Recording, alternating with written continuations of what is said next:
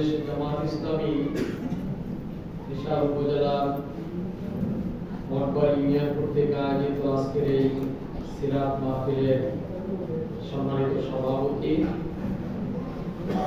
জামাত ইসলামীর মঠবাড়ি ইউনিয়ন শাখার সম্মানিত সভাপতি মাওলানা সিরাজুল ইসলাম, আজকের অনুষ্ঠানের সম্মানিত বিশেষ অতিথি, আপনাদের অত্যন্ত পরিচিত ব্যক্তিত্ব, অত্র এলাকার বিশিষ্ট আলেমে দ্বীন মাওলানা আনম আব্দুল্লাহিল বাকি, দিশার উপজেলা জামাতের সংগ্রামী আমির, অনুষ্ঠানের বিশেষ অতিথি দিশার উপজেলা জামাতের অন্যতম সহকারী সেক্রেটারি জনাব কামরুজ্জামান শাকিব, এখানে উপস্থিত সম্মানিত নেতৃবৃন্দ, উপস্থিত আমার একান্ত প্রিয় দিনী ভাইয়েরা, আসসালামু আলাইকুম ওয়া রাহমাতুল্লাহি ওয়া বারাকাতুহু।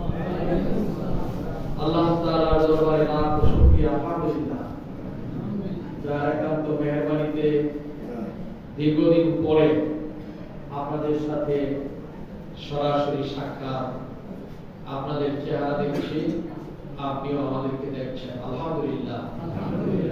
অনেক সময় পেরিয়ে গিয়েছে, এখানে এসেছি, কথা বলেছি, সেই ছাত্র জীবন থেকে শুরু করে অনেকবার আপনাদের সামনে দেখা সাক্ষাৎ হয়েছে।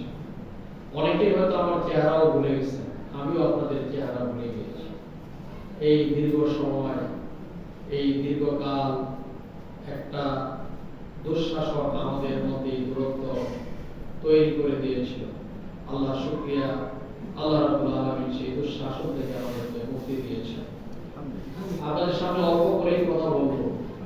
আজকে মনে হচ্ছে ওই সমস্ত ভাইদের কথা, আপনাদের এই এলাকায় ইসলামী আন্দোলনের দাওয়াতি কাজ করতেন, সংগঠনের কাজ করতেন। আপনাদের এলাকার সন্তান আব্দুল মান্নান সুরুজ ভাই দুনিয়া ছেড়ে চলে গিয়েছেন। আপনাদের কাছে আসতেন আমাদের সবার শ্রদ্ধেয় ব্যক্তিত্ব, আমার সম্মানিত শ্বশুর অধ্যাপক ফজলুল হক সাহেব, তিনি দিশার উপজেলা জামাতের আমির ছিলেন। এই এলাকায় আসতেন, কাজকর্ম করতেন, আপনাদের অনেকের সাথে সুসম্পর্ক ছিল। দুনিয়া ছেড়ে উনি চলে গিয়েছেন আপনাদেরকে ছেড়ে, আমাদেরকে ছেড়ে। এই কাছে আপনাদের বাড়ি, দিশার উপজেলা জামাতের সেক্রেটারি দায়িত্ব পালন করেছেন বিশিষ্ট আলেমে দ্বীন, অনেক বড় মাপের আলেম মাওলানা আব্দুল সাত্তার সাহেব, উনি আমাদের ছেড়ে চলে গিয়েছেন। ডাক্তার আবু হোসেন খান সাহেব, আপনারা অনেকে ওনাকে চিনেন, জামাতের অনেক দায়িত্ব পালন করেছেন, কাজকর্ম করেছেন, ওনারা চলে গিয়েছেন। এই দীর্ঘ 16-17 বছরে ওনাদের এই ইন্তেকালের খবরগুলো আপনাদেরকে সঠিকভাবে দেওয়া যায়নি। আজকের এই মাহফিলে আমি এই সমস্ত মরহুম ভাইদের জন্য, যারা দুনিয়া ছেড়ে আমাদেরকে ছেড়ে চলে গিয়েছেন, তাদের জন্য আপনাদের কাছে দোয়া চাচ্ছি। আসুন আমরা সবাই মিলে তাদের জন্য দোয়া করি। আল্লাহ তাআলা যেন তাদের নেক কাজ, তাদের দাওয়াতি কাজ, আল্লাহর দ্বীনের পথে মানুষেরকে সংগঠিত করার যে কাজ এবং পরিশ্রম তারা করেছেন, আল্লাহ তাআলা যেন এগুলো কবুল করে তাদেরকে মাফ করে দেন। সম্মানিত ভাইরা,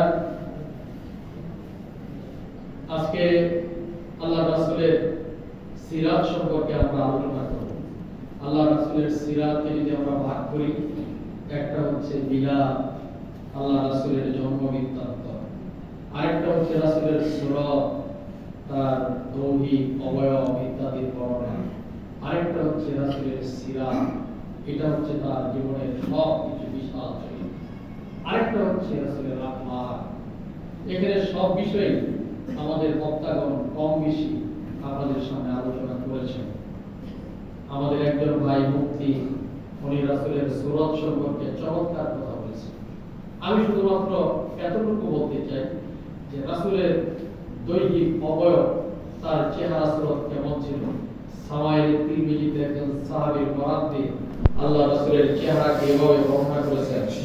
উনি যতটুকু বলেছেন যে আল্লাহ রাসূল, আমাদের মধ্যে অনেক উঁচু মানুষ আছে না, আর অনেক খাটো মানুষ আছে, আল্লাহ রাসূল ছিলেন মাঝারি ধরনের উঁচু মানুষ। অত বেশি লম্বাও ছিল না, আবার খুব খাটো ছিল না, মাঝারি ধরনের মানুষ।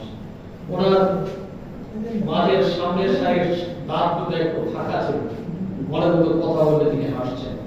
একজন সাহাবী বর্ণনা করেছেন, পূর্ণিমার রাতে দেখলাম আল্লাহ রাসূল মসজিদে নববীতে বসে আছেন, বারান্দায় বসে আছেন, চাঁদের আলো তার উপর পড়ছে। আমি একবার পূর্ণিমার চাঁদের দিকে তাকাই, আরেকবার আমার নবী মুহাম্মদ রাসূলুল্লাহ সাল্লাল্লাহু আলাইহি ওয়াসাল্লামের দিকে তাকাই। আমি নির্ণয় করতে পারছিলাম না যে কোনটা বেশি সুন্দর, মুহাম্মদ রাসূলুল্লাহ সাল্লাল্লাহু আলাইহি ওয়াসাল্লাম নাকি পূর্ণিমার চাঁদ। আমি দীর্ঘক্ষণ একবার চাঁদের দিকে তাকাই, আরেকবার রাসূলের দিকে তাকাই, কোনটা বেশি সুন্দর আমার সিদ্ধান্ত নিতে কঠিন হচ্ছিল। এইভাবে আল্লাহ রাসূলের চেহারাকে বর্ণনা করেছেন। আমরা আল্লাহ রাসূলের সিরাত, মিলাদ এই সম্পর্কে অনেক আলোচনা শুনি। আসুন আমরা আল্লাহ রাসূলের সিরাত থেকে কিছু আলোচনা আপনাদের সামনে করব। প্রিয় ভাইরা, আজকের এই প্রেক্ষাপটে আমাদের সামনে একটা চাহিদা সৃষ্টি হয়েছে।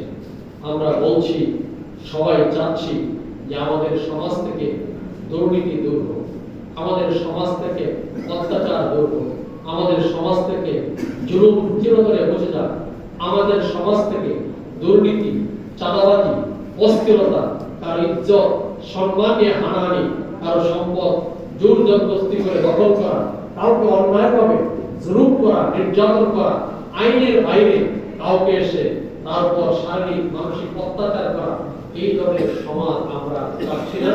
এই ধরনের সমাজ আমরা বসবাস না করি। সমাজে যা কিছু হয়েছে এর একটা পরিবর্তন আমরা আশা করি না। বলতে পারেন যে এটার সাথে রাসূলের সিরাতের কি সম্পর্ক? এটার সাথে রাসূলের সিরাতের সম্পর্ক আছে। প্রিয় ভাইরা আমার, আমি আপনাদের সামনে অত্যন্ত ধীরে ধীরে দু একটি কথা তুলে ধরছি।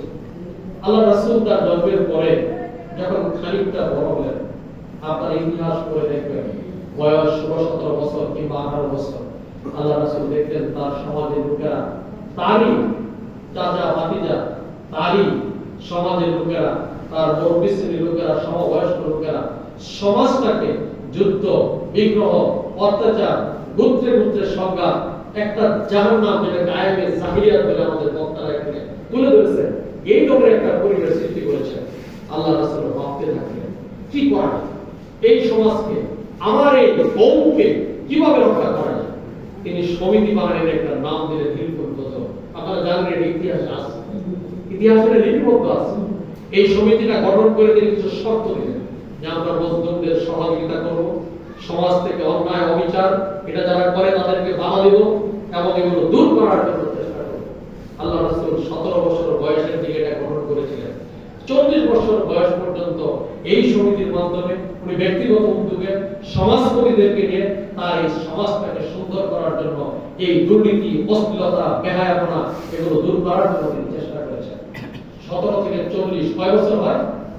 23 বছর। এই 23 বছর তিনি চেষ্টা করেছেন। এই 23 বছরের জিন্দেগি